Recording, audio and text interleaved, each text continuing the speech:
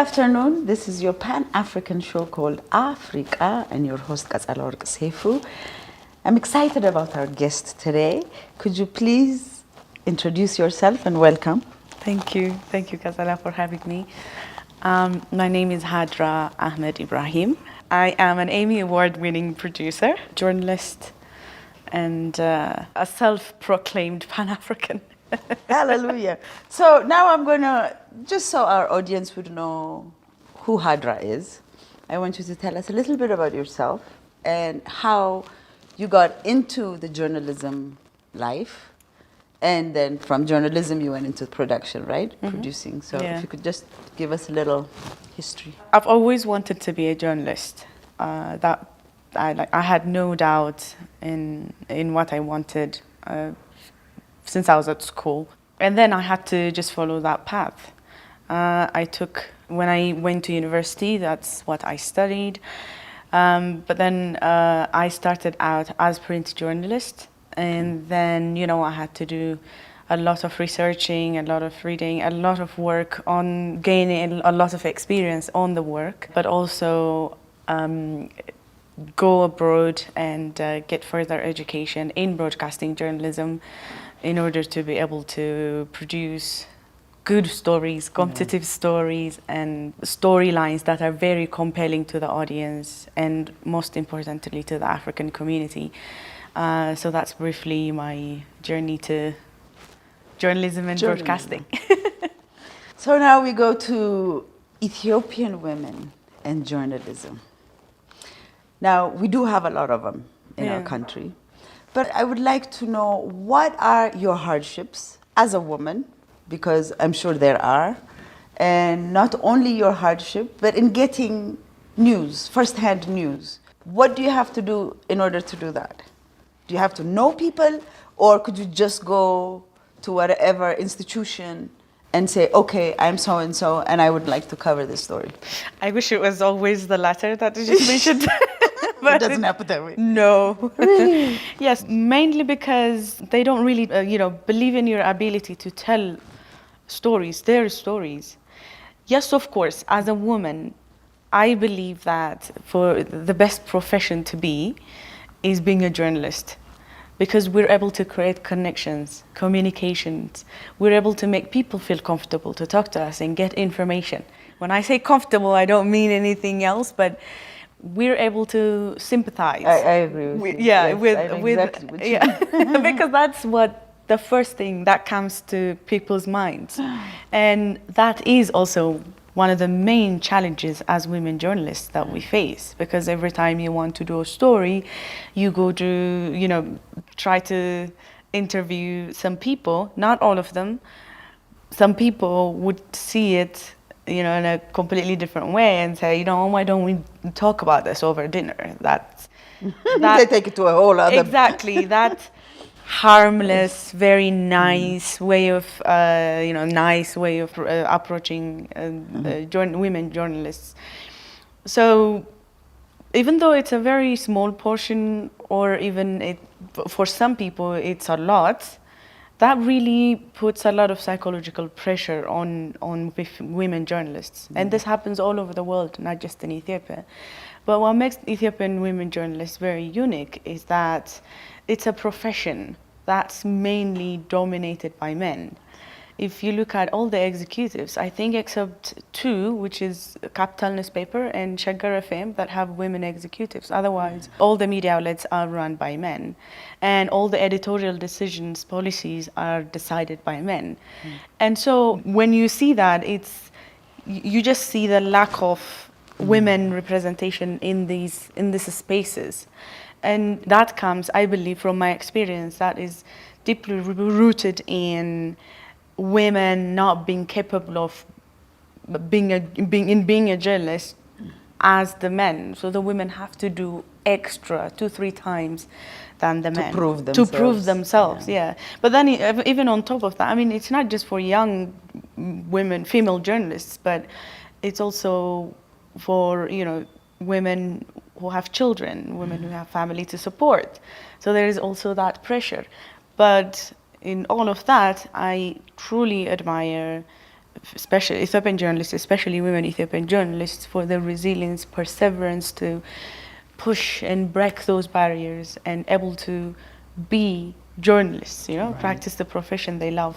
Now, have you in any way during your journey come across anything that, like, you wanted to make a story of something that had happened and you went, or you know, you did what you had to do to get that story and you were declined, or you weren't able to cover that story? Because a couple of years ago there was the story, there was something had happened, and that story was told by a journalist stating that she got that information from BBC.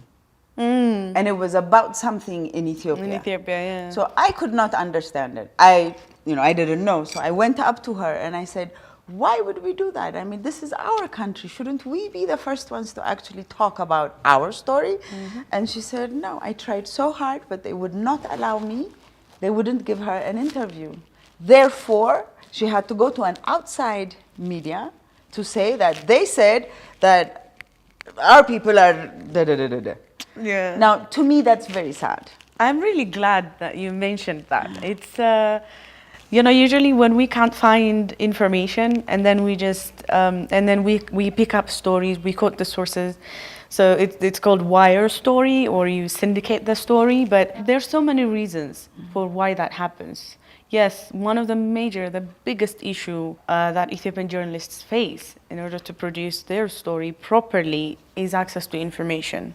It's not like a secret that African leaders, African institutions usually give priorities to media outlets, foreign media outlets, or media outlets that are considered to be big and influential than their own people. But what really, you know, at the same time pisses me off is, as Africans, even as part of Agenda 2063, the focus is telling the stories, African stories by Africans. Our way. Our way. We're always saying every day, every single day. I think I'm like, part of why the African Union was established is because to represent Africans, to have voice in the international stage. But when you look at it, like fast forward 50 something years after that, we're still talking about telling African stories by Africans. And that shows you why. African reporters, African producers, African videographers, video journalists, in all the platforms, we're always struggling to get information. That's because we don't get them. So, you know, and then what we do is we just go and quote the BBC. You want that information. Yeah, and it's not even just about stories that are happening in Ethiopia being quoted from the BBC, but it also stories that happen in Kenya or in Uganda. So we just go according to the BBC, the election in Kenya, you know, and how many of us do even know, like as Ethiopians, how many of us do we even know, like, that we say like America, the world's democracy, but how many of us know that Ghana is Africa's democracy? You know, that's basically the storyline in every possible way. How many of us can name media outlets within Africa? Right, that was going to be my next question. As journalists in Ethiopia, or really any part of Africa, is there like a network that you guys have where you actually just mentioned that there isn't, but I'm hoping at least you yourself personally has a few people that you know in and around Africa or even in the diaspora that you could work with? I'm going to praise myself a little bit. Good. Okay. Yeah. Because I wanted to be a journalist, because I knew that was what I wanted to do. I had to really try every possible means for me to expose myself to the media outlets, especially in different African countries, in addition to the international ones. So because of that, one of the things I got to do was to become a correspondent. So I used to work for an Indian media called INS, and I used to cover the region. and another South African media called African News Agency, and I used to also cover the region. So because of my, you know, persistent, my annoying commitment to being a journalist and to telling stories, African stories, that I was able to get communicate with different African journalists in different parts of the continent. Whenever I travel to a certain African country, I know who to call to understand what's happening in the country. Even when something is happening, for instance, during the election in Kenya, the last election, I had someone to talk to, a person, a Kenyan journalist who was covering the story, and I was asking him what was going on, what was happening. But in addition to the journalists in these African countries, I also know people in different parts, not just politicians or business people, but also people, citizens who experience the lives being an African in these different parts of, you know, the continent. So I also talk to those people. And I would like to believe, again, this is where I'm praising myself, it's because I'm really dedicated in doing that. But one of the things that really always, you know, really like, that makes me sad is as Ethiopian journalists, we don't strive to do that. We don't strive to, you know, meet new people. Exactly. and then as journalists, we don't really strive to go out and work with other African journalists or work with within African media outlets. Or even, like, for instance, you said for a story that's happened in Ethiopia, this journalist quoted the BBC, right? But how many news outlets in Ethiopia, media outlets in Ethiopia, have you seen quoting another African media? So for instance, like SABC is a massive South African media outlet. They cover the continent. How many Ethiopian media outlets have you seen pick a story from SABC and report on the news that happens within Africa? But you see stories being quoted from CGTN Africa, or, you know, BBC and other international media outlets. Yeah, and I think it's about pushing that boundary for all of us, for every journalist, for all of us to just find a way to connect with each other and to create a connection between ourselves. But I think it's very important, and the reason why I said this was recently, I don't know if you know this, I was a bit disappointed because, since we brought up AU has a media fellowship. Yeah. I got the opportunity to actually go and interview some of these journalists that came from the continent. Our continent is 55. There were only 14 fellows. Oh. And when I say 14, like, there were two journalists from one country. From a country, yeah. From a country, which we thought it should have been open. And I guess it's the first one, so going forward we'd see. And of course my first question is, where are the Ethiopians? I mean, it's happening in Ethiopia, and why aren't our journalists involved? And the reason why I brought it up is because of what you just said. We do not go out to actually meet. Forget going into the media fellowship, but just knowing that these people are here and making it a fact to go to AU and actually meet these people. So when I interviewed them, the one thing that I asked that they had said was, it was so good because now they met somebody here that they could actually talk to. Work with, yeah. Or work with, exactly. Yeah. Ask questions. However you want to see it, but they have a link. Yeah. So that's a very good point. And the other point, this is bringing you to the earlier conversation that you had. You had said that when we say we have to tell our own story, our way, for the last 3 years, we've been going crazy about fake news. This is not true. This is true. This is right? So after 3 years, you still have the difficulty of covering your own stories. How do you think we're going to get out of that? If you have a suggestion, maybe somebody would hear and say, oh, that's a good idea. Because we have to. The sooner we do, the better. Because we talked about the demonstration that we had recently, you know? So who covered that?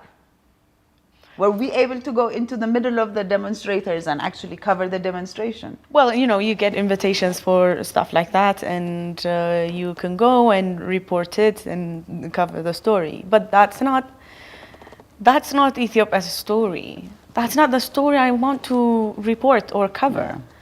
You know, I want to go talk to the people in different parts of the country. I want to be able to move all over the country and show our history, our culture, our tradition, you know. But the problem is, this is something, look, I'm not the only one who's saying this. It's everyone. It's media development. It's how the media development agencies are functioning in Ethiopia. There is the one thing is access to information. Access to information does not mean for me to come and sit with you and interview you. No, it's access to locations. It's access to the people. It's to be able to drive from Addis to wherever and then not being able to stop on the road and then being, you know, told to return or being asked what your intention is to do this story.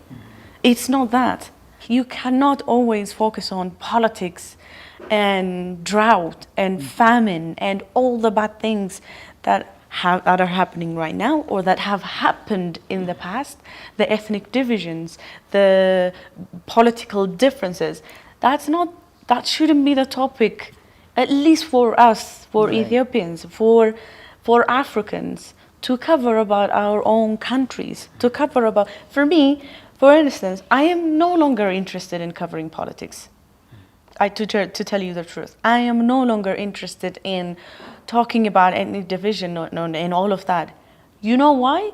Because the local medias, from the government TV and radio stations to the private ones, they're all talking about it. So people have to hear a different side of Ethiopia. Yes, that's what I mean. And then we can't always and then say, you know, we're saying, you know, fake news. Hands off. We're saying we don't want these people, we don't want these media outlets to cover our stories and, you know, all these fake news that are being reported by these international media outlets. But then at the same time, when they do report good things, or when they come to the country to report on anything, they're the ones who are given the first opportunity to do that. Yeah, that's, you know? That's not fair. I mean, as Ethiopian journalists, we should be able to have protection and then we should be able to have the permission, the paperwork that we need to move around. I mean, you know, we don't need a paperwork really if we have an ID, if we have our company's letters or our media representative letters. We really don't need extra paper. But the thing is, the reality on the ground is you really do need an extra paper from the government for you to be able to move within the country and report and cover. But you don't get that opportunity. So you can't really say Ethiopian stories, fake news being reported while you're not allowing your own journalists, producers, documentary makers, filmmakers, creative minds, painters, musicians, all of that. You name them. Exactly, when you're not allowing them to tell their own story, to do their own story. This is an example that I always talk about whenever I get the chance, because I really love what he did. So Mulugeta, you know Mulugeta Ayene, when we were filming the story, the documentary that won the Emmys, there were so many journalists from all over the world. Videographers, video journalists, photojournalists, reporters, everyone, they were all there covering the stories. But you know the only one who picked up that very unique story of that woman throwing a sand on her face is Mulugeta. Because he knows what that means. Because he knows the level of grief that the woman is going through. That's how she shows it. No international media outlet picked that up. Only he picked it up. Because he told... It's his story. It's his story. He told it. He showed that woman through his lens, which really won him an international recognition. Wow, you see? Yeah. And he didn't take that picture thinking that he's going to get recognized, No, but it's because didn't. it touched him. It touched him. Exactly. It's his identity. It's who he is. He felt her He pain. felt her pain, you know? And without putting aside our own beautiful culture, beautiful connection, all of that, we can still be able to tell our own stories if we're able to get access to these locations, to these people, to, you know, everything that's around us.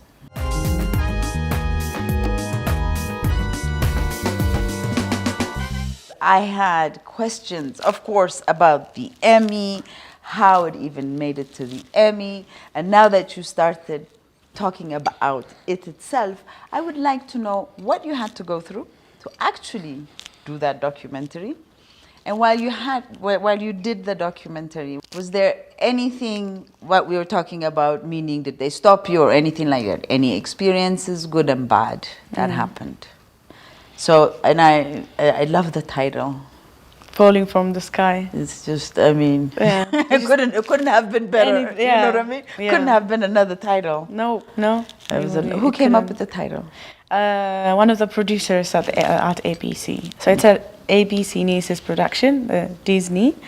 When they wanted to do the documentary, and they were trying to come to Ethiopia, but they were not allowed to come to Ethiopia, and they couldn't come at least. And then so they were looking for local partners to work with, and that's when we got in touch with them, and we filmed and produced the Ethiopian part of the story. The story covers Ethiopia, Indonesia, and the US, because the victims were from 30-something countries, and it was a big story, you know, as you can remember. While filming that documentary, it took a year, and you can imagine why it took that long. Mm-hmm. One of the reasons that we were not able to, if you look at the documentary, let me just walk you through briefly about the documentary. There is a massive difference between the content from Indonesia and the content from Ethiopia. The content from Indonesia is very rich. There are victim families and people who were impacted and affected by this incident, experts, and the Lion Air representatives, and also in every step of the way of that incident. For instance, from the moment the plane fell, when they discovered the black box, during when they were conducting their investigation, when they were contacting family members and, you know, returning the remains of their loved ones. All of this it's very rich when you look at it. It just shows you like what those people have been going through. Whereas when it comes to the Ethiopian content, we couldn't get an interview with the Ethiopian Airlines representatives. We couldn't get an interview with the investigators of Civil Aviation and Ministry of Transport. We couldn't get interviews with more than one family members. And because it was very difficult for us to talk about the plane and it's all the technical stuff, and there is only one aviation reporter in Ethiopia, who's Qale Jesus, we had to, you know, interview him. And because we didn't have different voices from Ethiopia, I had to be one of the interviewees in the documentary.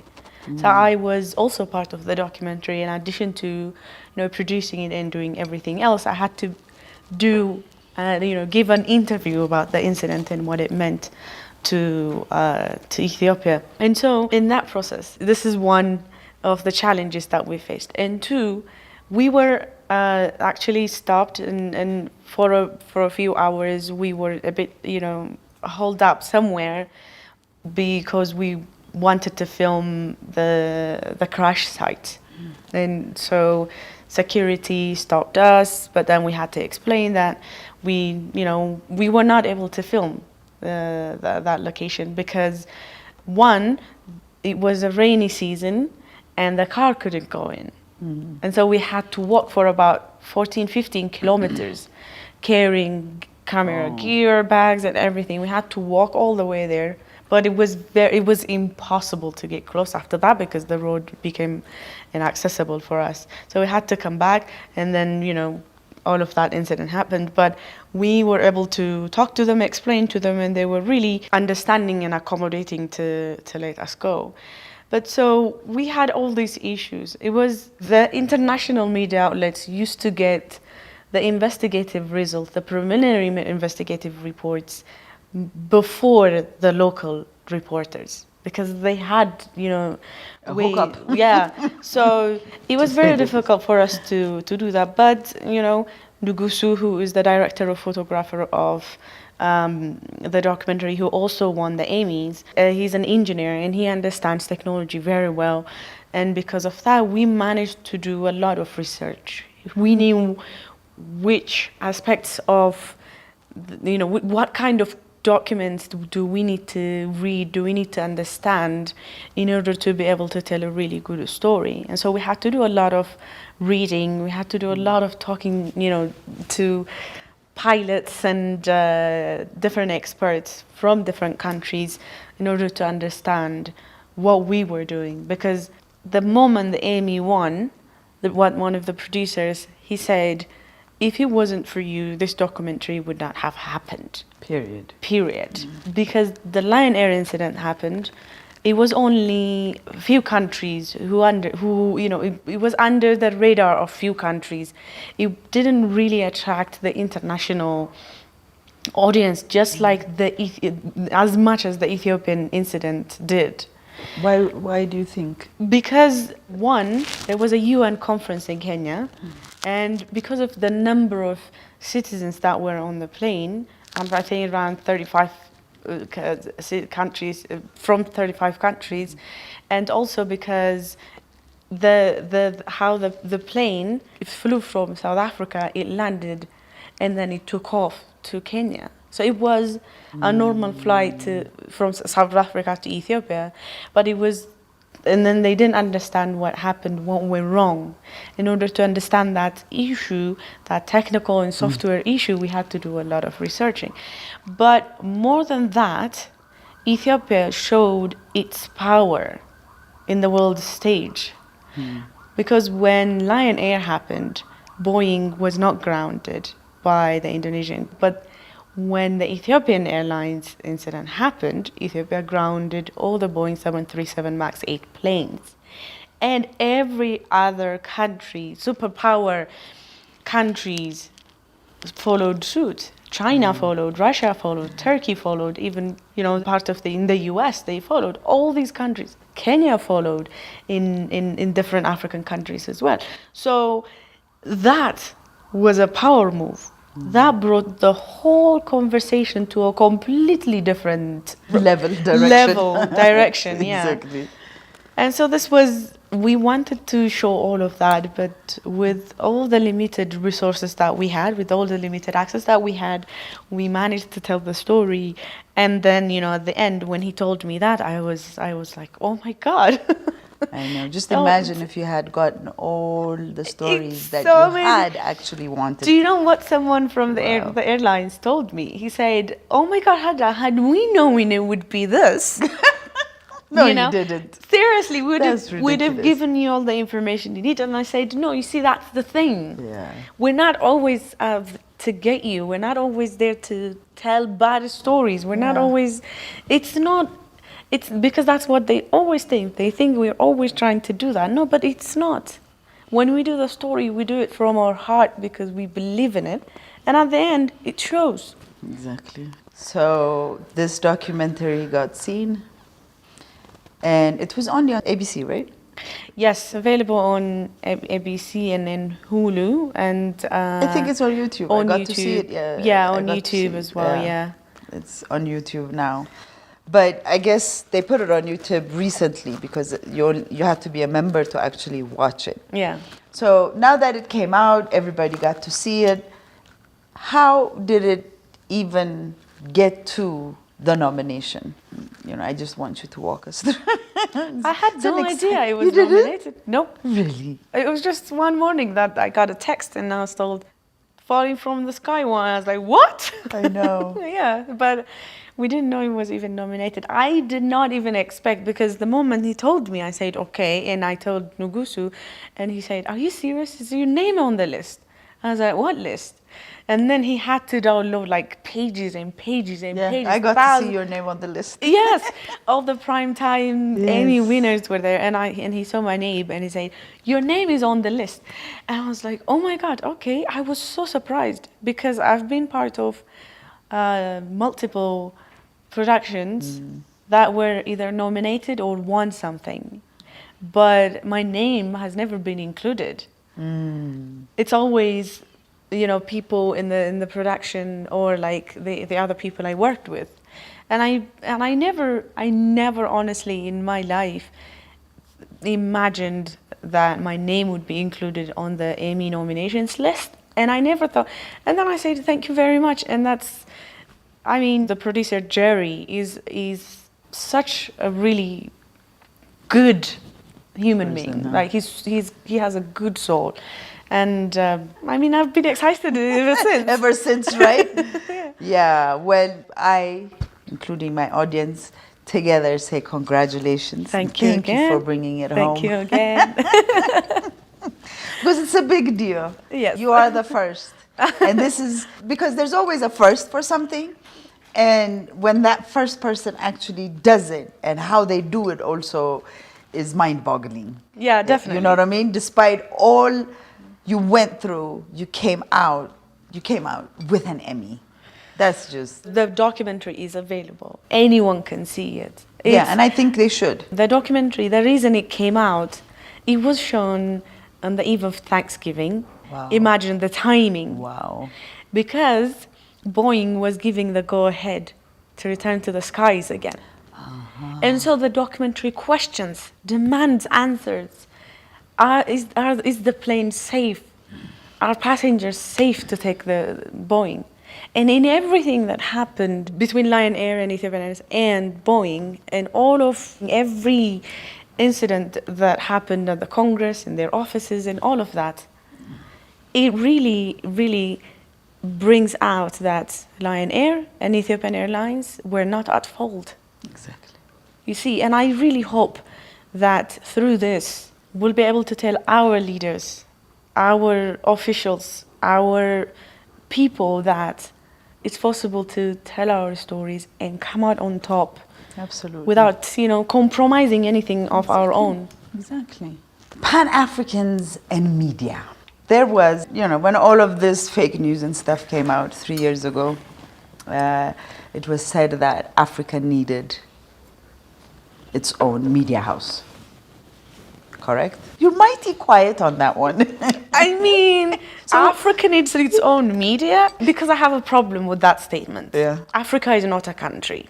True, true. Africa doesn't need its own media. African countries, Africans have their own media outlets in these parts of the country.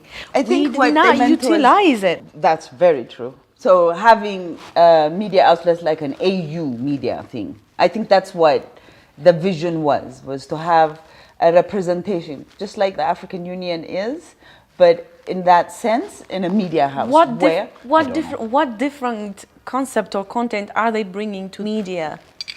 Look, starting a media company is not an easy job. No. You need a lot of funding. You need there's so many things that you need to start a new media outlet. And instead of coming up with a media, why not support these media outlets that already exist? We're not asking for a completely different outlet or a platform.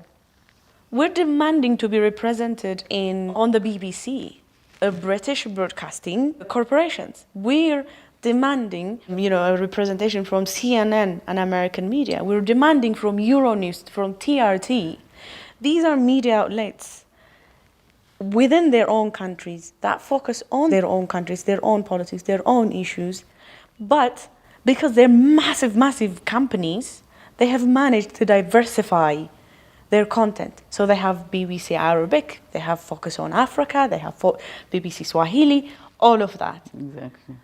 Does Nation Media, the one in Kenya, are they in a position to have that kind of diversified content? No, they don't. Yes, of course they have Nairobi office, they have Mombasa office, but it's impossible for them to start Nation Amharic because they don't have the funding. It's impossible for them to have, like Nation Creole, for instance, or Nation Pigeons that covers Nigeria, because they don't have the source. What we need to do as Africans, or as, I don't know, African billionaires who have a dream of, starting a media outlet, don't start a new one. Build on the ones that exist. Yes, support the one that exists. Because I remember the reason that was even said was because not enough was coming out of Africa, or the news that we were hearing coming out of Africa from other institutions was wrong. So in order to correct that, so I'm going to quote you, is you guys need to be given information. Lack of information is lack of information, lack of funding, and then you'll it's like, look, Al Jazeera or CNN or Fox News, or TRT and RT, because the stories, they are able to send their journalists to these African countries. They go through all the paperwork, the visa application, and all of that. But then when they come here, they do their story. They shape it in a way that appeals to the audience, and they shape it in a way that it's able to get as many viewers as possible. So they tell it to their audience, which means their perspective. And then imagine giving that opportunity for an Ethiopian to go to a story about Ethiopian Renaissance Dam. Let me give you one example. In addition to the Emmy, I have a couple of international awards. All righty then. So one of those is an award called Rose d'Or Award. It's a European Union award. And the BBC a few years ago did a documentary about the Nile, the Ethiopian Renaissance Dam. Okay. And it is the first, until now it hasn't been done, it's the first 360 view of the great Ethiopian Renaissance Dam. And so in that, it includes a lot of aspects in that documentary. And one of those people that we spoke to is someone who in a small town. They live in a small town just right next, like a few kilometers away from the dam. And then, but they don't have power access. And so this guy, he's sort of like the young man of the area, and he supports children. He helps out in different households. He collects wood. He does everything in that village, and they really love and respect him. And one of the things when we asked him, he said, I am a very energetic person. Like I have visions, I have imaginations. If we had power, I'll be able to produce something, out of wood. All these trees. If we had power, I'll be able to help these children study. We'll be able to get access to, computers in the internet. He even said we'd have a refrigerator. Wow. To cool water so that we could drink. We could do metalworks, all of that. And you know what? That person, every time, Ethiopian officials or water experts, every time they talk about how Ethiopia deserves and needs our right, obviously, to build the grid, they always bring the women at Ntoto. I'm not minimizing their suffering, honestly, of Ntoto people, and I'm not saying they shouldn't be represented, but stories like that young man who had vision to, change his community, to change his life, to bring some sort of diversification in his area, he should also be someone that we need to tell the story about. But then, wait, if you're talking about GERD, why are you talking about the Ntoto people? Because every promotion about how Ethiopia is entitled to have the Great Ethiopian Renaissance Dam, the first image that comes to people and that's being sold to the international community is the mothers who carry wood on Entoto Road. So because they use that wood for fire, for Like for food, basically for their Exactly. life, and it's also their source of income. Exactly. So that's the first thing that's been said. Even the campaigns about the smother, all of that, but You understand why I said that, yes, right? Yes, I understand. Don't they have a story to be told Yes. on that side? That side, that's what I'm saying. Like diversify Your stories. the stories. That's basically your point. Yeah, that's my point. Is basically Exactly. diversify the stories without, alienating someone or leaving. Yeah. It's not taking away. It's a completely different story. It's a completely different story, but the focus is just my issue is the focus is just on that one aspect.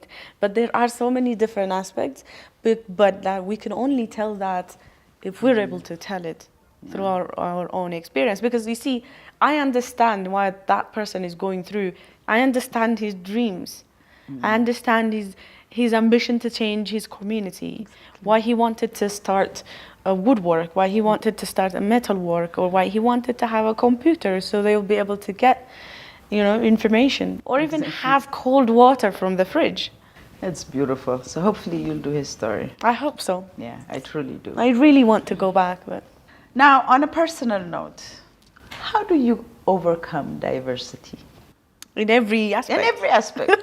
Because you get to see and come in contact with very diverse people. And diverse work, for that matter. Yes, I love diversity. I don't want to Exactly. use the word. Because, look, I am from a family from different backgrounds. Also maybe to just say it bluntly, I'm from a completely different ethnic backgrounds that I come from. It's a beautiful thing. And I grew up in Ethiopia where, as diverse as it gets in every way possible. Our food, the way we talk, the way we dress, the way we do everything. We're very diverse people. And I would like to believe that I'm an open-minded person to learn about someone else's culture, to learn about to understand about someone else's in their journey to get a space, to ensure they have a space somewhere, ensuring that they're grounded, to have their freedom of expression in every form of art, And I really love that. I really love my Ethiopianness. And being Ethiopian, I believe, have opened me up in terms of seeing, understanding, being curious about other people's cultures and experiences and trying to understand them. Ethiopia is the cradle of humanity. Addis is the capital of Africa. And if I am a citizen of this country, and that's considered to be the capital of Africa, then that means there are so many similarities that connect me to my sisters and brothers who live in North Africa or South Africa or, in Senegal. And guess what? We do. Exactly. Our experiences are more or less similar. Our human interactions are more or less similar. That love and respect between ourselves, that deep-rooted sense of identity, that deep-rooted African identity is within us. We love our Every one food, of us. we love our clothing, we love our music. And that deep sense of loving who you are throughout the continent is deep-rooted in me because I live in the capital of Africa. Well said. It's impossible for me not to be diverse and love diversity. Exactly. We have to feed on it. It's a Definitely. good way of growing. Yeah. It's a good way of learning.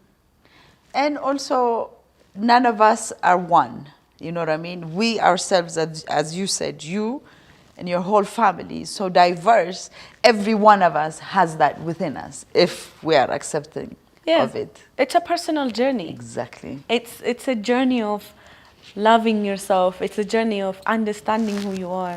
You know, every time, like even in general terms, we talk about self-love. We talk about how we deserve to be loved or to love someone else. We talk about our journeys, the adversities that we overcome, the challenges we face and we, you know, topple. All of that, for me, finding my Africanness, loving my Africanness, my Ethiopianness, it's a personal journey. Because the representation of Africa and Ethiopians, specifically Ethiopians in the whole world, is something that would, you know, push you to hate who you are. You know, to say, I hate being here. The travel restrictions all over the world that you have as an African.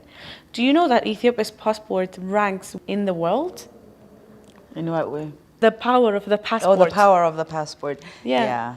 That shows you how difficult it is to travel. Yeah. A US and UK citizen can go to 35, 34 countries with no visa or even visa arrival. Thank you. But then in all of that, really believing in your continent, believing in your country, and then believing in yourself, actually admiring your history, understanding it, the constant push that you do to find out any information about Africa, you know, is very limited.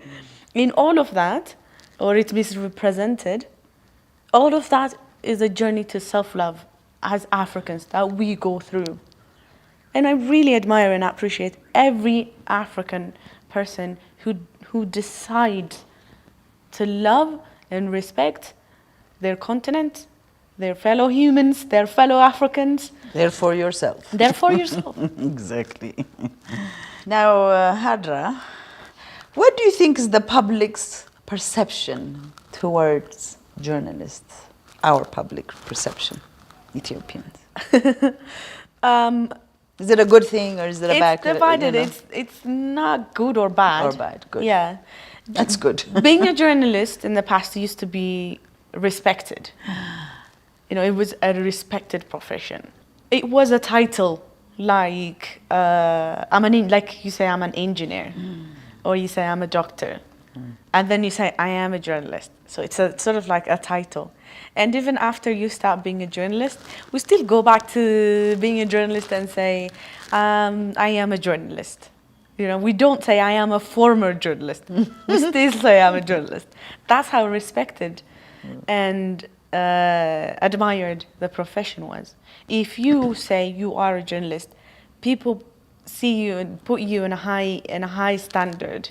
They believe that you're not going to lie. They believe you're not going to talk about something that you're not sure of or something that you do not know. They believe and trust you to tell you their perspectives or what's going on in their life because they trust that you would be able to tell it to the responsible, show it or inform the responsible body that can help them. So it was a profession that was really respected and loved. But when recently, did it decline?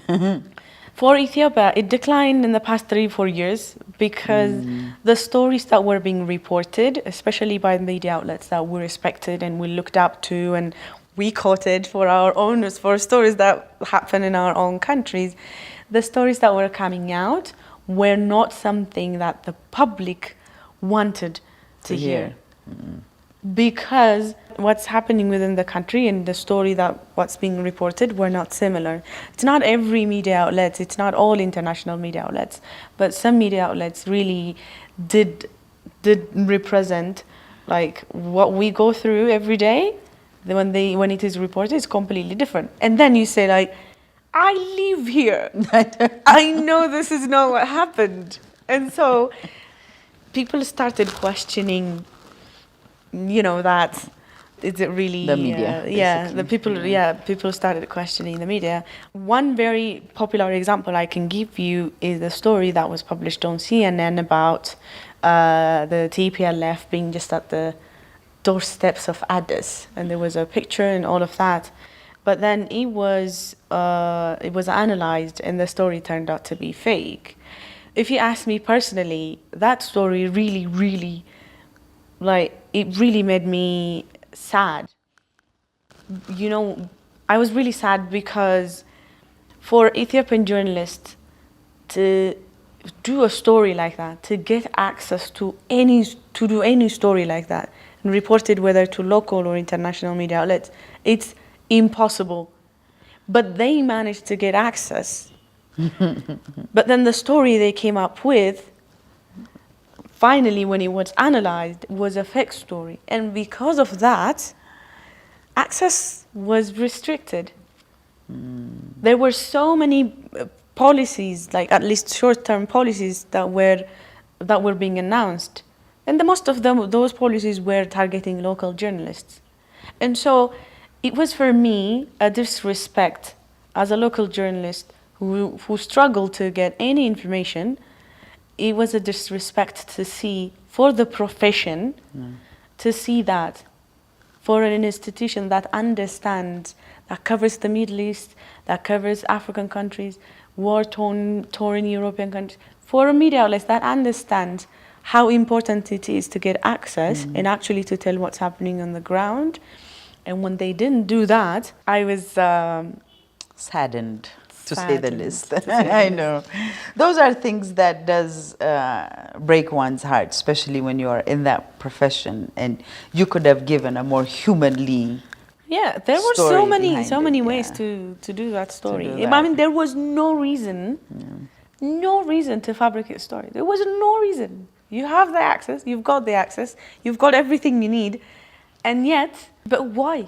Well, it's just that. That's another interview. It's just So now we're going to go into Afrofuturism.